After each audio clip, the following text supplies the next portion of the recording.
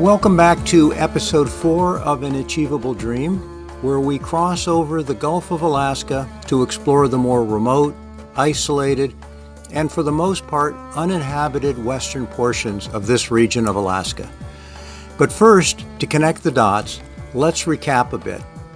We started back in early 2021 with episode 1 on how to navigate the 1,000-mile offshore portion along the west coast of the United States between Southern California up to the Pacific Northwest. Then, in part 1 and 2 of episode 2, we discussed the importance of weather routing and vessel preparedness to help ensure that this offshore passage is as safe and enjoyable as possible. In episode 3, we take you from Blaine, Washington to Vancouver, Canada, then up the Inside Passage along Vancouver Island, central British Columbia, to the Alaskan border, with stops in Ketchikan, Petersburg, Tracy's Arm, Juneau, and out icy straits to Glacier Bay. Now, in episode 4, we will make the 350-mile passage across the Gulf of Alaska to Prince William Sound. This particular crossing was discussed at length in episode 2 by way of an example on both the importance and approach to weather routing.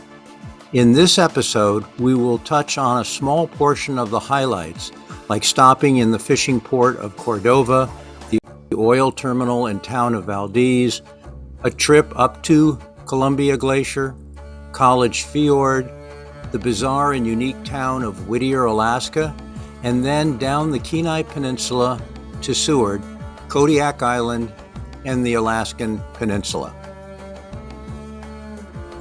This episode, much like episode 3, is not intended as a technical guide, but more as a visual overview of what you might expect to see when cruising these waters. Prior to our first trip over to the western shores of Alaska, we used to think of Southeast Alaska as being as good as it gets. It was a 10 out of 10. However, once you cross the Gulf of Alaska and start exploring the Prince William Sound, the Kenai, Kodiak Island, or the Alaskan Peninsula, you will need to recalibrate such that Southeast Alaska now seems more like a 10 out of 12 or 13. Over the past 20 years, we have made 5 trips and spent 16 months cruising the western portions of Alaska. That said, we have seen less than 5% of this area and are always sad to leave when the season is over and it's time to head back home. The safest, shortest, and most frequently used route for crossing the Gulf of Alaska will take you directly from Southeast Alaska near Glacier Bay over to Prince William Sound. You enter the sound between Hinchinbrook and Montague Island, which together form the barrier islands separating the Pacific Ocean from the Sound. Once you pass Cape Hinchinbrook, you are officially off the Pacific and back into protected waters. The seas flatten out and you are surrounded by 6,000-foot snow-capped mountains. You will feel like you are now in Disneyland, with 300 square miles all to yourself. In 2021, we spent 4 months in the Sound, and in that time only saw 4 or 5 other pleasure boats. It got to the point that if we saw a pleasure boat within 10 miles of us, we would comment that we started to feel crowded. In terms of weather, we could count on one hand the number of days that we saw seas over 2 feet or winds over 25 knots. There are 3 main towns in Prince William Sound, all conveniently spaced out around the perimeter of the Sound. Off to your right, after passing Hinchinbrook Island, is the town of Cordova, with a population of 3,000, a full-service marina, hardware stores, and a well-stocked market. About 65 miles to the west-northwest is Port Valdez, also with a population of about 3,000 and equally good facilities. Valdez has been our personal favorite town and is where we set up base camp. Approximately 70 miles to the west-southwest is the small town of Whittier, with a good marina and vehicular access to Anchorage. Once in Prince William Sound, distances between destinations are 75% shorter than over in Southeast Alaska, with most destinations being within 20 to 30 miles of one another. Generally, weather in the Sound is better than in Southeast Alaska, with less wind, less rain, more sunny days, and warmer temperatures. You'll also find overall superior voice and cellular internet coverage. After crossing the Gulf, you'll be going back in time to how it used to feel cruising in Southeast Alaska back in the 1950s and 1960s. You will get to see the real frontier of Alaska with all of its adventure, solitude, rugged scenery, beauty, wildlife, remoteness, and come away with a lifetime full of memories. This land is simply too grand, too majestic, and too vast to capture with words or in images. Alaska has more than 3 million lakes, 100,000 glaciers, 12,000 rivers, 35,000 miles of coastline, and 54 million acres of national parks. The most difficult part of visiting the western reaches of Alaska will be the 350-mile crossing of the Gulf of Alaska. Weather permitting, we typically try to depart Elfin Cove and head out icy straits early in the morning, which puts us across the Gulf and into Cape Henschen Brook the following evening. As mentioned earlier, Part 1 of Episode 2 goes into a fair amount of granular detail in terms of weather routing for managing this crossing. Part 2 of Episode 2 is devoted to vessel preparedness for making an offshore passage. These two vital steps help to ensure that you have a safe and easy crossing while enjoying the magnificent views of St. Elias and the Chugach mountain range, which extend more than 500 miles from Southeast Alaska to Prince William Sound and forms the northern wall of the Gulf of Alaska. Without any reference points, it is not possible to convey just how impressive these mountains are, with the mountain peaks extending from 7,000 to 18,000 feet above sea level. These mountains are super impressive and reminiscent of scenes out of the TV series Game of Thrones.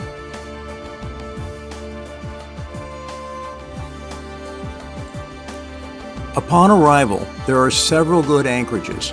Immediately off to your starboard side is Port Etches, which we take advantage of so as not to unnecessarily travel after dark in the Sound. The following day is an easy 45-mile trip to the town of Cordova. Cordova has a population of about 3,000, is a good reprovisioning stop with markets, a hardware store, marine services, and scheduled airline service by Alaska Air. Here are some of the sights in and around Cordova.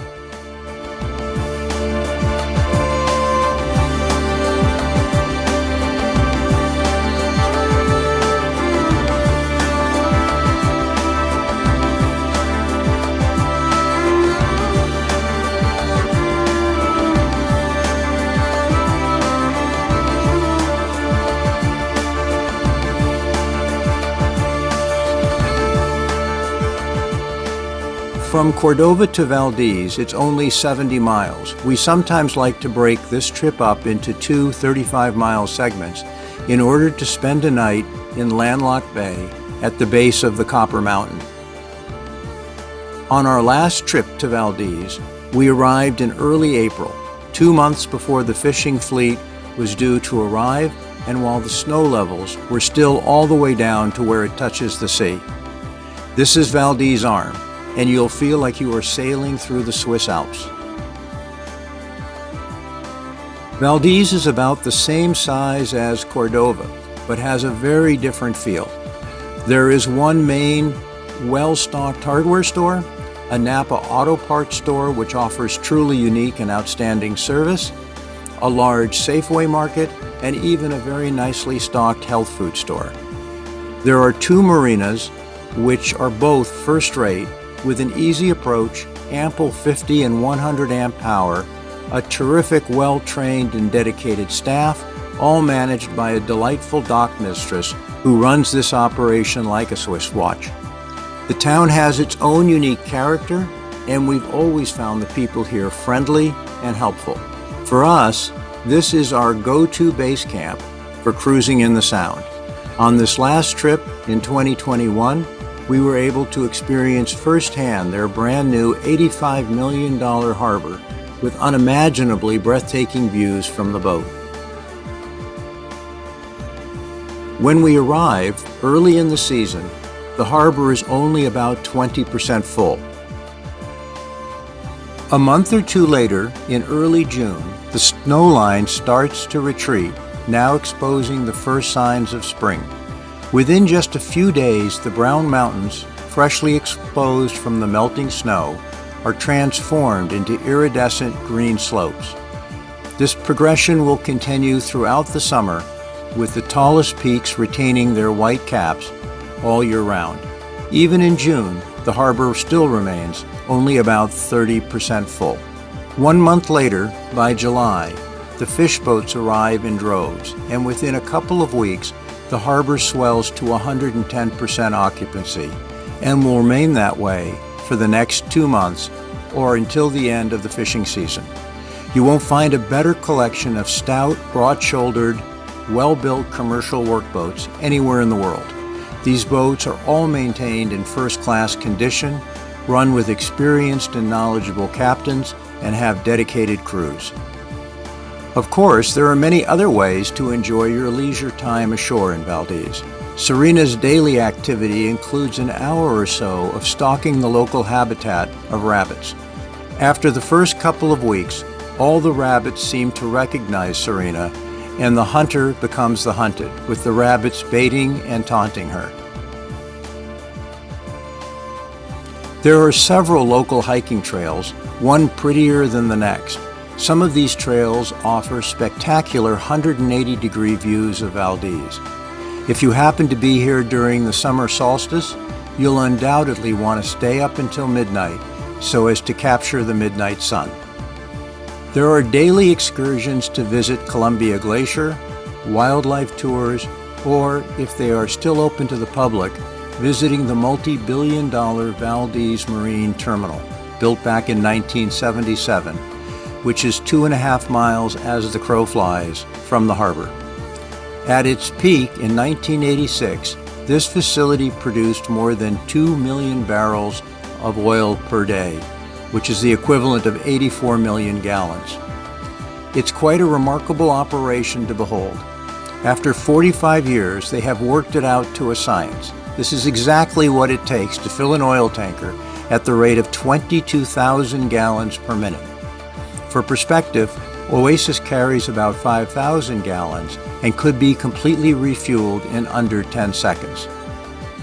Whale watching is always a fun pastime for Serena and me.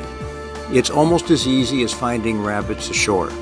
In this case, the whale found us and was swimming just outside the harbor entrance, a mere 2-minute tender ride from the boat.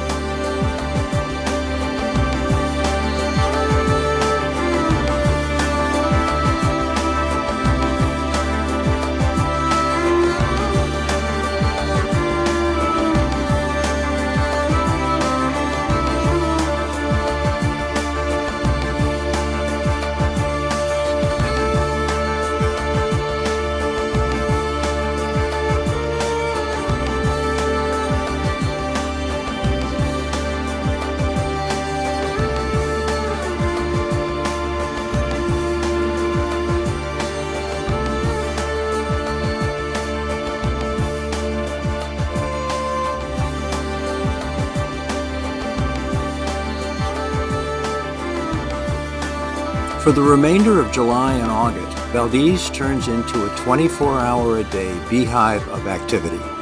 Here is a short video shot back in 2018 to illustrate the flurry of activity and the ballet of the Titans.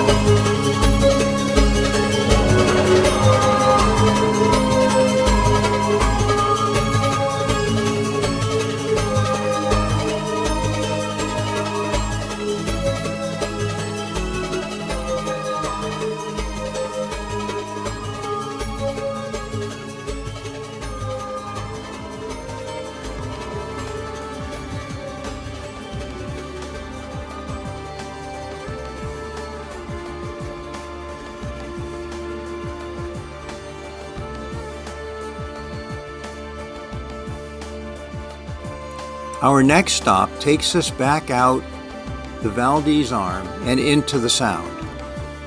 From here, our anchorage is at Heather Bay, which is right around the corner. Heather is one of our favorite anchorages in Prince William Sound and only 28 miles from Valdez. There are plenty of equally beautiful anchorages along this route, but for this video and in the interest of time, we only are going to share this one with you. Heather Bay offers us 360-degree protection, is bomb-proof, and surrounded by 3,000 to 6,000 foot tall mountains. The scenery is spectacular with a 24/7 unending ice machine known as Columbia Glacier. This is perfect territory for kayaking, bird watching, seeing seals, otters, and taking a hike ashore. It is protected, peaceful, and serene, with an abundant, diverse, ever-changing landscape. What is also unique to this hidden jewel is that in the middle of nowhere, we are actually able to pick up DirecTV satellite signal and even 1 or 2 bars of AT&T cellular.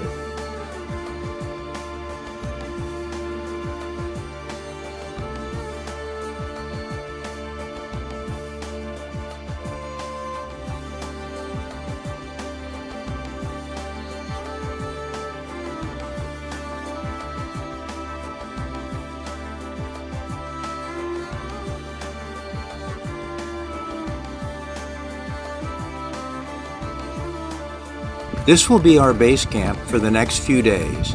In addition to taking trips ashore, we also take advantage of a sunny day to go kayaking amongst this vast river of ice and monster icebergs coming off the Columbia Glacier. Our next stop after departing Heather Bay will be to head up the western arm of Columbia Glacier.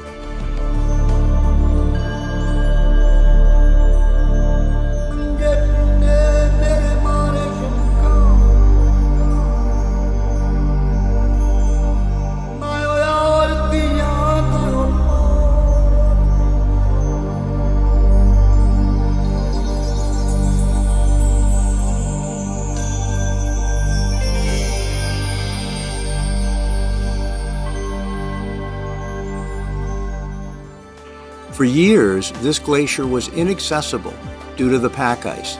However, in recent years, with the glacier's retreat and the ice melting, we have finally been able to explore this portion of the fjord. It's a surreal scene.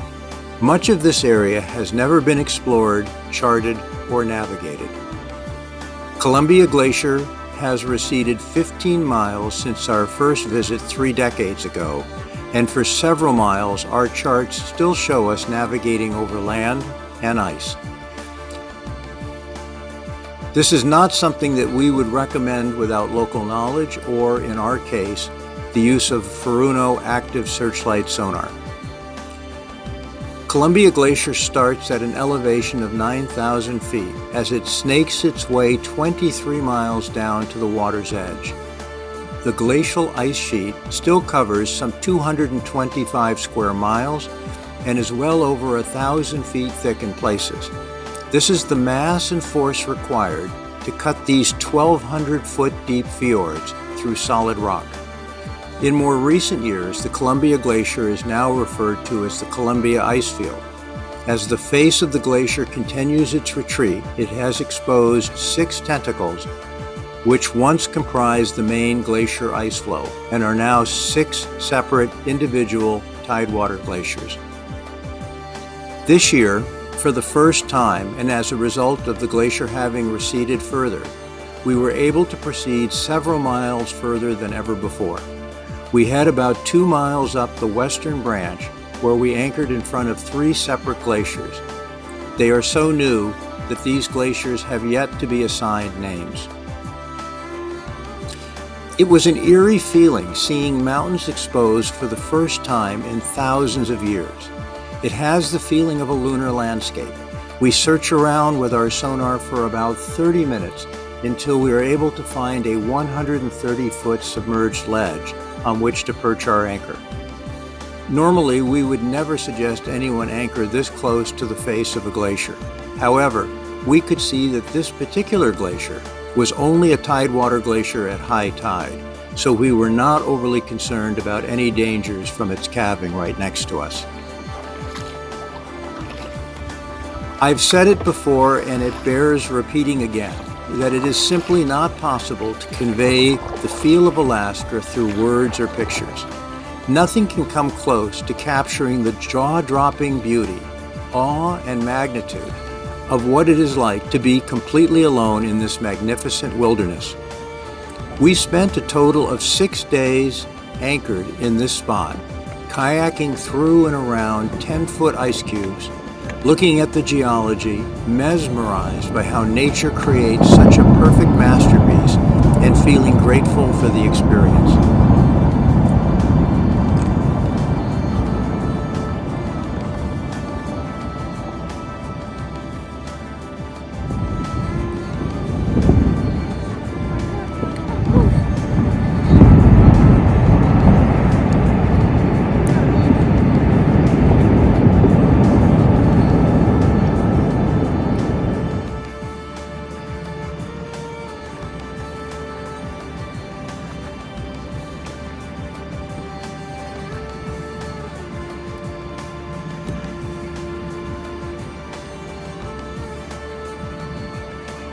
At a couple of points during our stay, we needed to go ashore to stretch our legs. These are always fun and challenging adventures. We need to take into account the tidal range so that when we return to our landing craft, it isn't 20 feet up on the shore, leaving us and our tender high and dry. We need a plan B in case of any emergency, as there is no one around for at least 50 miles, and we are well out of range of VHF radio communication. Most importantly, we need to engineer a way to get Serena safely ashore and back onto the tender without submerging her in 37-degree water. All in all, a thrilling experience and a super fun exercise.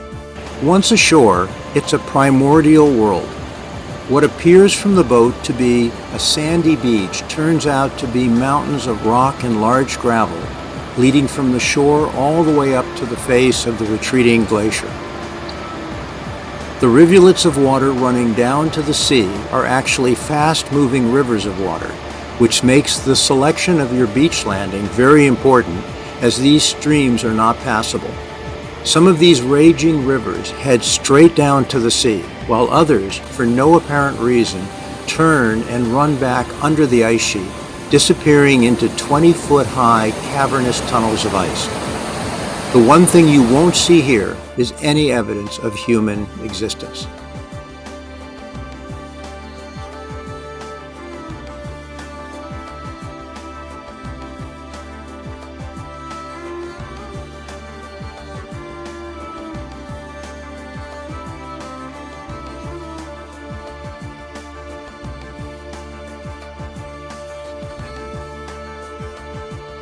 Departing the western arm of Columbia Glacier is a slow-going process of dodging icebergs. We pass the 1.5-mile-long face of the main Columbia Glacier as we slowly and carefully navigate out the 7-mile-long iceberg-littered fjord, leaving the unfolding of geologic history in our wake. Our next stop is 38 nautical miles east to Cascade Bay, with the potential of literally dozens of places to stop, anchor, and to explore along the way. Cascade Falls is the biggest waterfall in Prince William Sound, dropping several hundred feet before plunging into a protected estuary below. There are at least 2 good hikes in this anchorage, however, we have never had the will or time to attempt either of them. There are also several salmon creeks which run into the bay. So where there is salmon, black bears can't be far behind. We have contented ourselves with kayaking up to and around the falls. It's one thing to see these falls from a distance, but it's a completely different experience to kayak up to the face of these falls.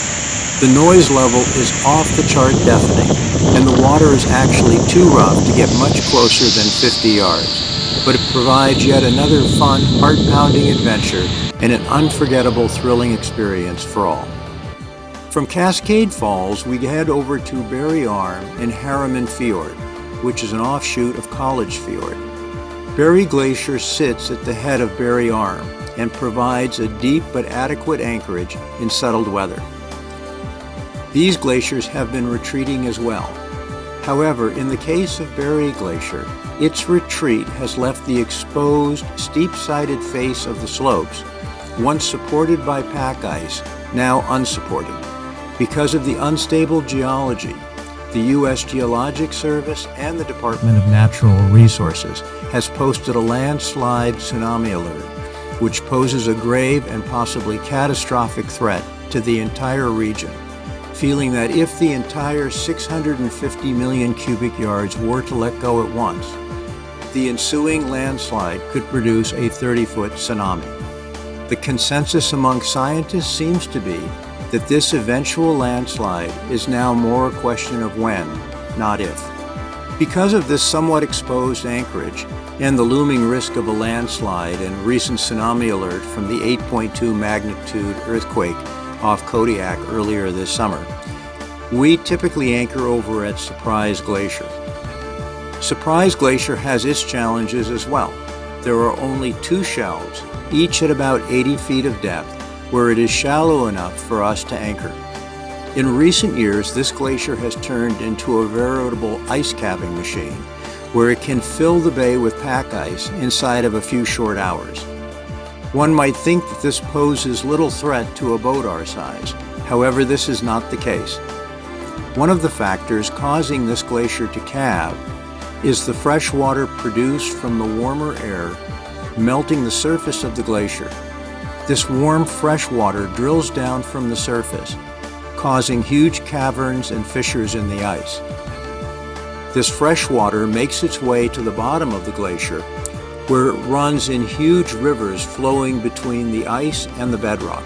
It eventually shoots out as an unseen plume several hundred feet beneath the surface of the water at the face of the glacier. The fresh water is lighter than the seawater since it doesn't contain salt and quickly rises to the surface as it mixes with the salt water.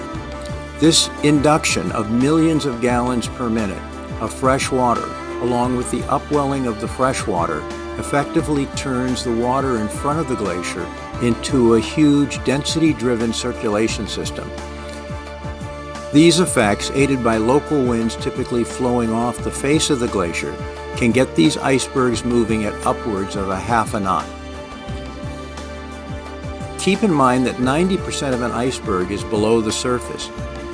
So at 57 pounds per cubic foot of ice, a small iceberg, say 5 feet in diameter and 3 feet above the surface, will weigh in at about 40,000 pounds.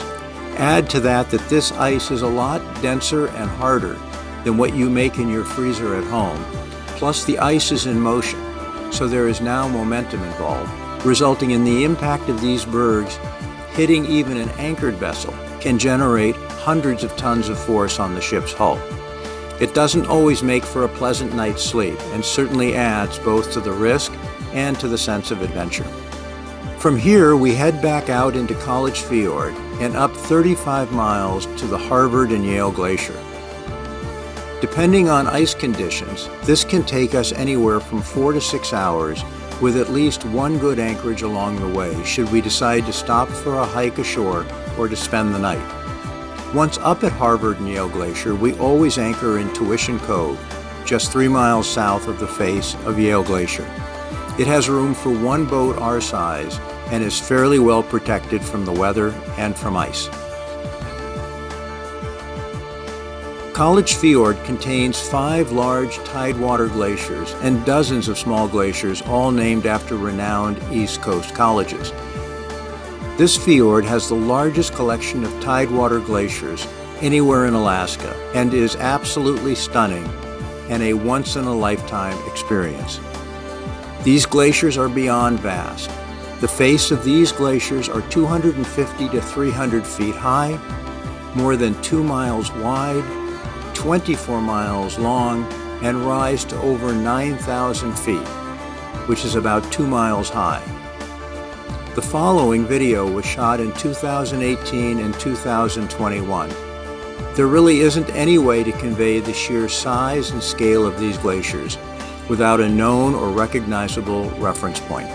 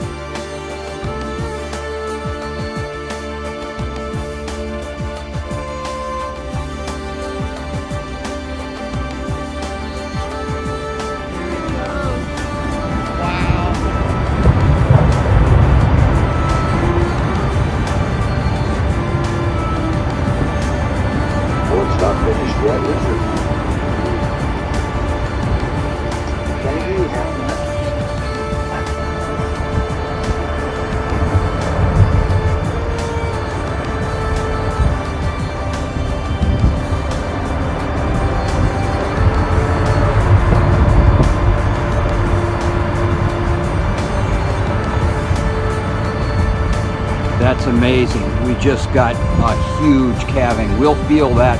We'll feel the water swell on that one.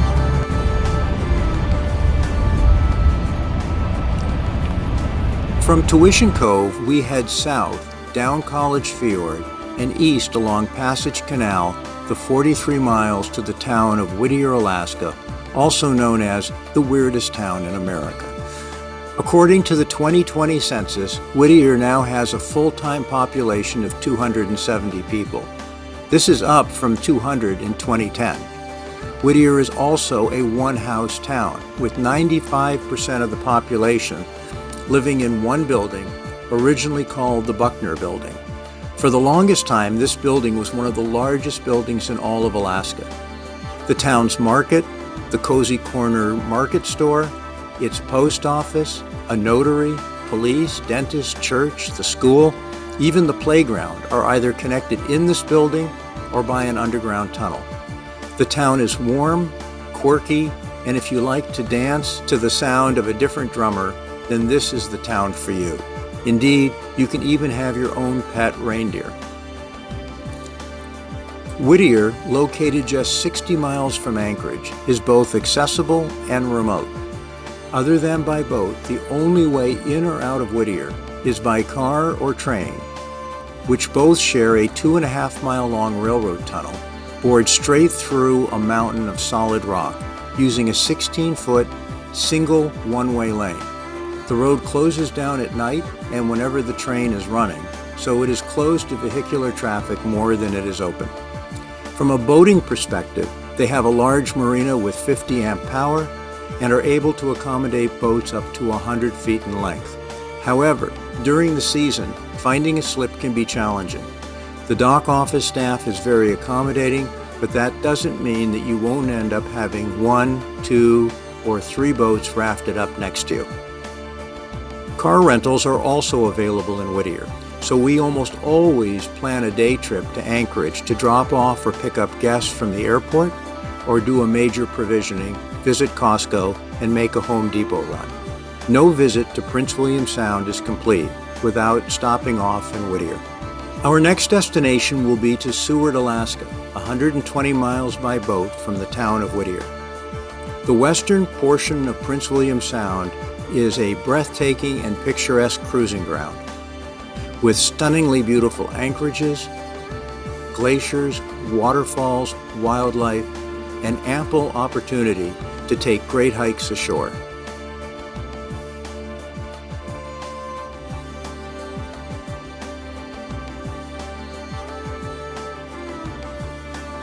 During the summer months, the waters are mostly glassy calm, providing both magnificent cruising with panoramic reflections of the surrounding landscapes.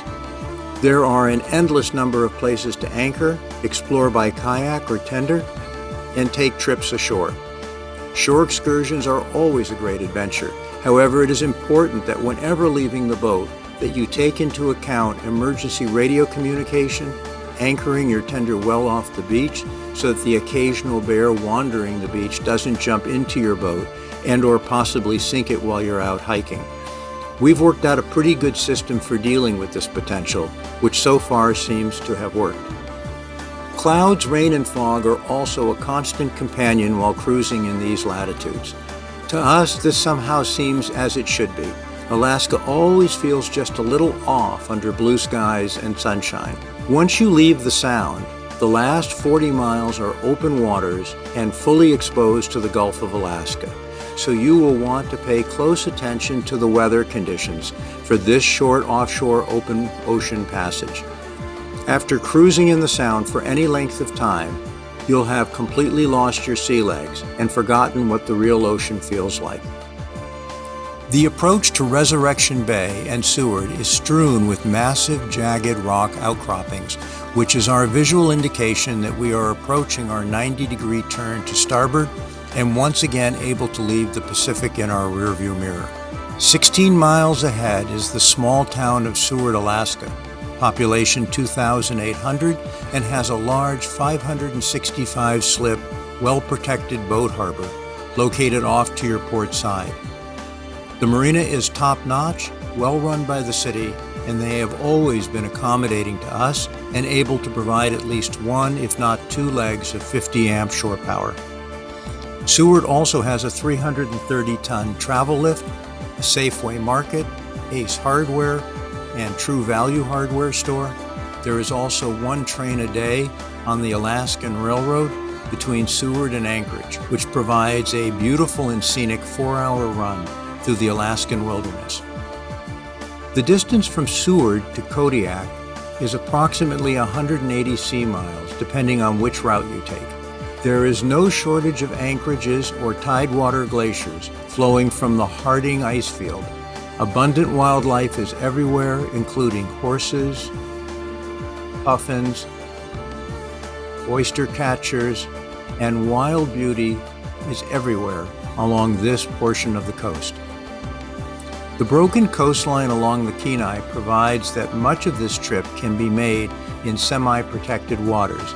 Depending on the weather forecast, we usually make this trip in 3 or 4 segments, which is timed to coincide with the most favorable weather conditions for the crossing over to Kodiak Island, while remaining mindful of the tidal currents and wind direction. The Gulf of Alaska has earned itself a well-deserved reputation for being a scary place, so we are always mindful of the weather and use an abundance of caution. The Alaskan fishermen, to a man, are tough and experienced sailors. You will only hear them speak of the Gulf with respect and forbearance. Imprudent people die in these waters every year, so being patient and biding your time needs to be your marching orders. Kodiak is a surprisingly big city for these parts, both in terms of its size and in terms of its population. Kodiak Island is 7,500 square miles and has a population of 13,000. This is about the same size as Ketchikan and more than 4 times the size of Cordova or Valdez. This is also home to one of the largest and busiest U.S. Coast Guard air and sea bases and represents about 10% of the population of Kodiak.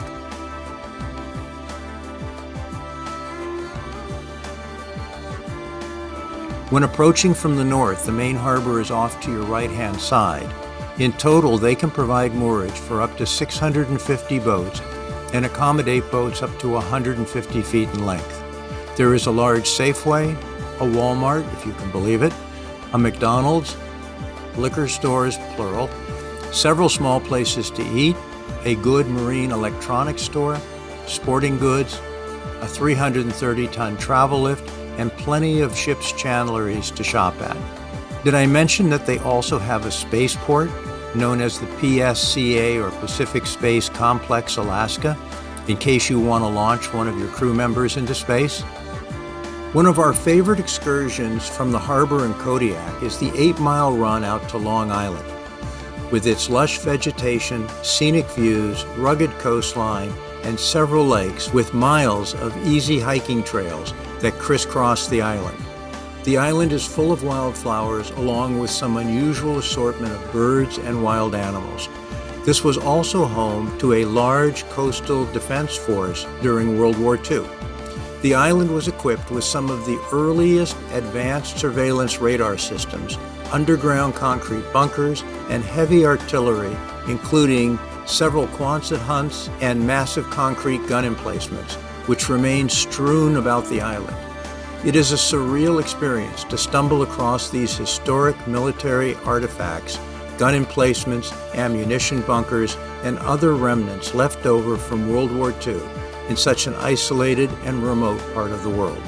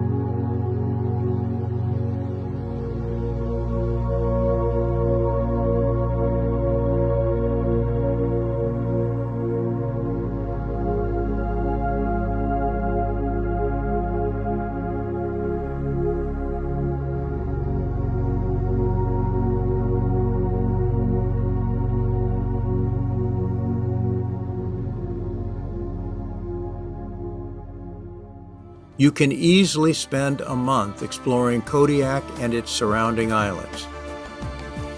We next head 50 miles west-northwest across the Shelikof Straits over to the Alaskan Peninsula.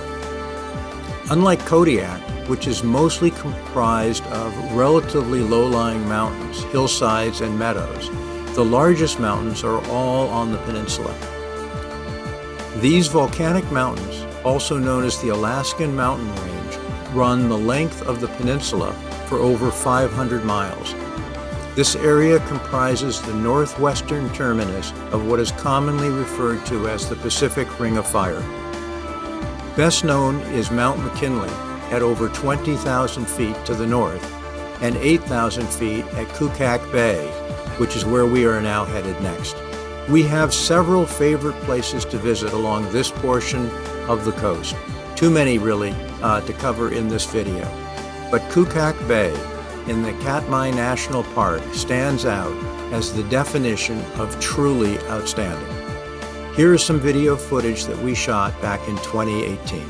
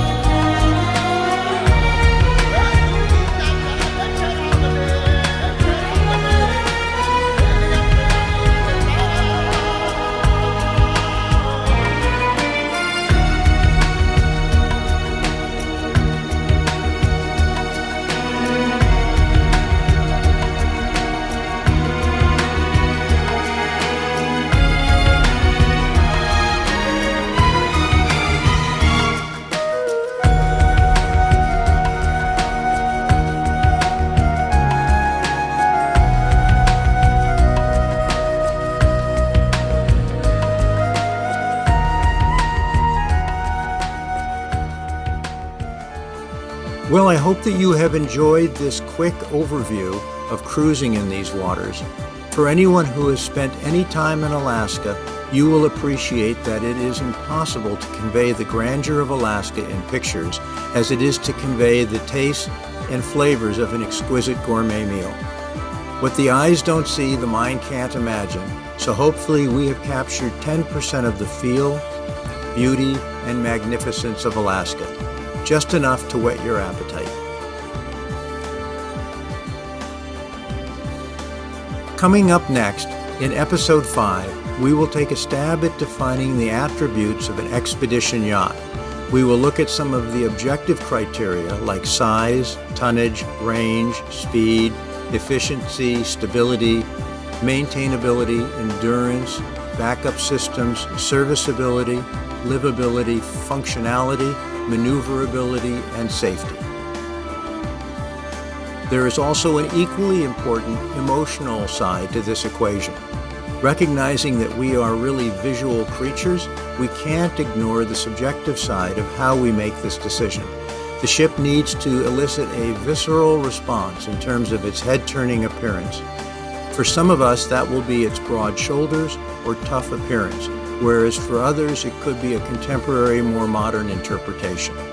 Either way, its eye-catching design and your love affair with the boat is the glue that will keep you connected, engaged, passionate, and detail-oriented when it comes to the ship's lifelong care and maintenance. Thank you again for joining us here today and for watching another episode of An Achievable Dream. We look forward to seeing you again in a few months. Meanwhile, all the best, take care, and thank you again for joining us. Bye for now.